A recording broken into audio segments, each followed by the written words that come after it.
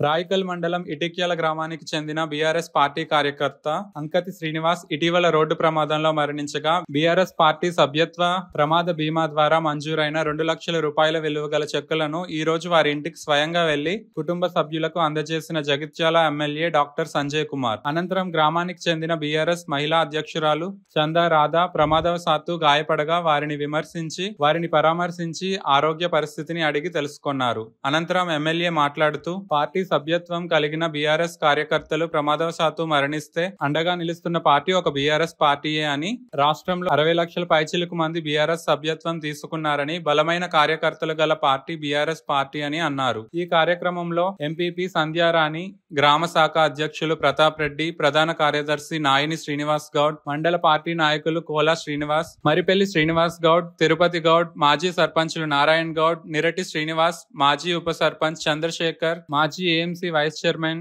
కొల్లూరి వేణు, రఘునాథ్, రాజేందర్ గౌడ్, రొట్టె శ్రీనివాస్, రుక్కుబాయ్, మండల నాయకులు, గ్రామ నాయకులు, యువకులు, మహిళలు తదితరులు పాల్గొన్నారు. రాయికల్ మండలం ఇటిక్యాల గ్రామానికి చెందిన అంకతి శ్రీనివాస్ యాక్సిడెంట్లో మరణించడం జరిగింది.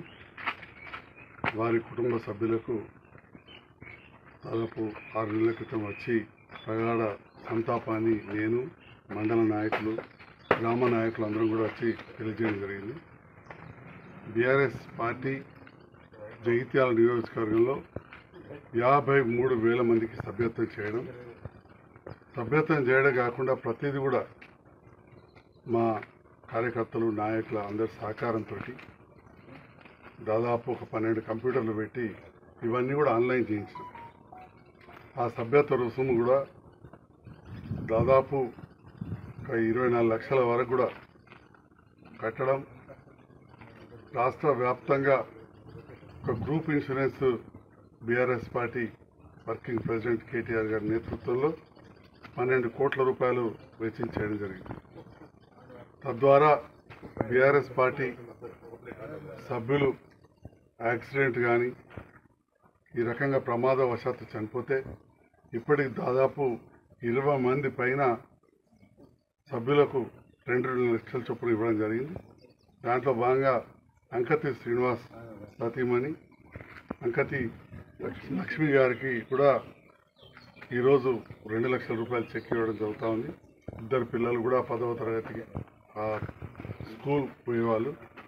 తప్పకుండా ఇది కొంతవరకు వారికి ఉపయోగపడుతుందని చెప్పి భావిస్తున్నాను. కేసీఆర్ గారు గ్రామీణ ప్రాంతాలు, రైతన్నలు ఎక్కడున్నా కానీ ఇటు ప్రమాద బీమా సభ్యత్వం ఉన్న వారికి, భూమి ఉన్న వారికి రైతు బీమా చేయడం వలన